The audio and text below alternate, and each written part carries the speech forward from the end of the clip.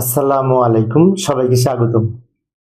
প্রিয় শিক্ষার্থী বন্ধুরা, আজকে আমি আইসিটি বিষয়ের এই যে এখানে একটি লজিক ফাংশন দেয়া আছে x সমান a b গুণ করে তার উপরে not plus b c not, এটাকে সত্যক সারণীর মাধ্যমে টেবিলের মাধ্যমে কিভাবে উপস্থাপন করব সহজভাবে আলোচনা করার চেষ্টা করব। তো সবটা অঙ্কন করে নিয়েছি। এবার এখানে a b c তিনটা ইনপুট, a b c লিখলাম। আবার এখানে c নট আছে, তাই না? এ নট বি নট আলাদা নেই, শুধুমাত্র সি নট আছে। আচ্ছা, আমি দ্রুত লিখে দিলাম, এটা সময় সেভ করার জন্য দ্রুত লিখে দিচ্ছি, এবার বুঝাই দিচ্ছি। ভালো করে লক্ষ্য করি কিভাবে লিখবো। প্রথমত ওই যে এক্স এর যেটা মান আছে, এক্স সহ এর মানটা সবার শেষে লিখবো, টোটাল যে মান, আর ওইটাকে ভাগ ভাগ করে এদিকে লিখবো। যেমন এখানে কি ছিল, এ বি গুণ করে তার উপরে নট ছিল, তো এ বি গুণ করে তার উপরে নট একটা হবে, আবার এ বি আলাদা একটা হবে, কারণ এটা গুণ করে যা পাবো তারপরে নট করে দিব। এরপরে বি এর সাথে, এই যে বি এর সাথে সি নট গুণ করে একটা হবে, আর এই এক্স এর মানটা শেষে লিখব। এগুলো আলাদা আলাদা করে লিখবো, এই দুটো যোগ করে যাতে এখানে লিখতে পারি। এখন আমরা মান লিখবো এখান থেকে, বাম দিক থেকে। প্রথমে এবিসি এর মান লিখবো, 0 এবং 1 দ্বারা আমরা বিন্যাস তৈরি করব। এখানে 8টা সারি আছে, এবিসি 3টে ইনপুট, তাই 8টা সারি হয়েছে। 3টে ইনপুট হলে 8টা সারি হয়, কারণ 2 টু দি পাওয়ার 3 সমান 8। আবার 2টে ইনপুট হলে 4টা সারি হয়, কারণ 2 টু দি পাওয়ার 2 সমান 4। যেহেতু এখানে 8টা সারি হয়েছে, 1 2 3 4 5 6 7 8, 0 এবং 1 দ্বারা 8টা বিন্যাস তৈরি করব। প্রত্যেকটা আলাদা আলাদা, একটার সাথে একটা মিলবে না। এখানে সবচেয়ে সহজ নিয়ম হচ্ছে 0 থেকে 7 বাইনারি মান লিখব। যদিও অনেক শিক্ষার্থী 0 থেকে 7 বাইনারি মান না লিখে অন্যভাবে লেখে, তো যাই হোক, আমি 0 থেকে 7 বাইনারি মান দিয়ে প্রথমে বোঝাচ্ছি, আবার অন্যভাবেও বুঝিয়ে দিব, বিভিন্ন ভাবে আমি বোঝানোর চেষ্টা করব। যেমন 0 বাইনারি প্রথমে লিখবো, তারপরে 1 binary 1, 2 binary 10, 3 binary 11, 4 binary 101, 4 binary 100, 5 binary 101, 6 binary 110, 7 binary 111, 3টে 1। এইগুলা আমরা 0 দ্বারা পূর্ণ করে দিব।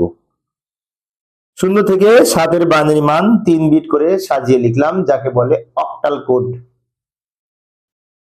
এখন অনেক শিক্ষার্থীর 0 থেকে 7 বাইনারি মান নাও জানা থাকতে পারে, তাহলে অন্যভাবেও লেখা যাবে। সেটি কিভাবে? কম্পিউটার রেজিস্টার যেভাবে মেনটেন করে, 1 1 এর দ্বিগুণ 2 2 এর দ্বিগুণ 4, এইভাবে। তো আমি এখানে 1 থেকে শুরু করব, 1 লিখবো, 1 এর দ্বিগুণ 2 লিখবো, 2 এর দ্বিগুণ 4। 1 মানে কি? একটা 0 একটা 1, একটা 0 একটা 1, একটা 0 একটা 1, একটা 0 একটা 1, এইভাবে। 1 এর দ্বিগুণ 2, 2টা 0 2টা 1, 2টা 0 2টা 1।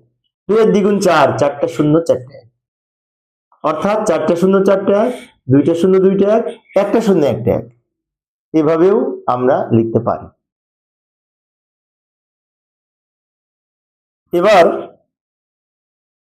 এই সি নট এর মান লিখবো। সি নট এর মান জাস্ট সি এর মানকে উল্টিয়ে লিখবো। যেমন 0 এর পরিবর্তে 1, 1 এর পরিবর্তে 0, 0 এর পরিবর্তে 1, 1 এর পরিবর্তে 0, 0 এর পরিবর্তে 1, 1 এর পরিবর্তে 0, 0 এর পরিবর্তে 1, 1 এর পরিবর্তে 0। এবার এ বি মানে কি, এ আর বি গুণ করে এখানে লিখবো।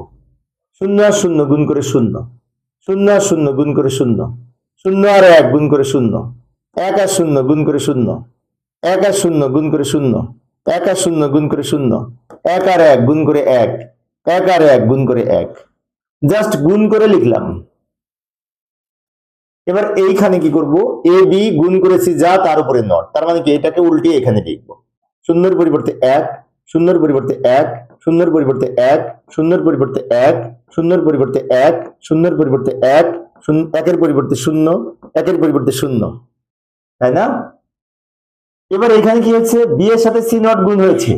আচ্ছা, বি হচ্ছে এইটা, সি নট হচ্ছে এইটা, এবার এই দুই লাইন গুণ করে লিখবো, এটা আর এটা গুণ করে এখানে লিখবো।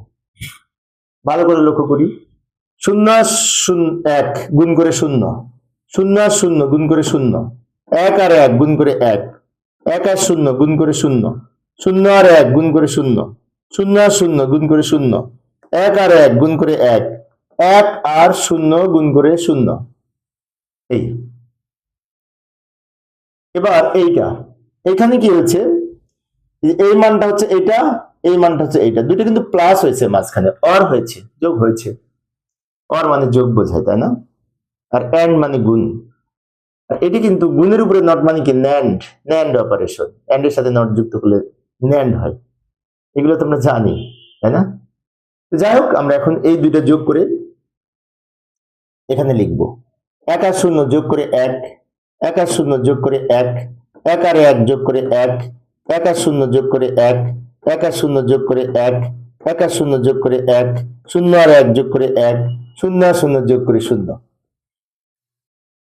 সহজ সমাধান, তাই না? অনেক সহজ, কিন্তু খেয়াল রাখতে হবে বিষয়টা। এই হচ্ছে আমাদের এই ধরনের সমীকরণ থেকে সত্যক সারণী, তাই না? আশা করি এখন তোমরা পারবে।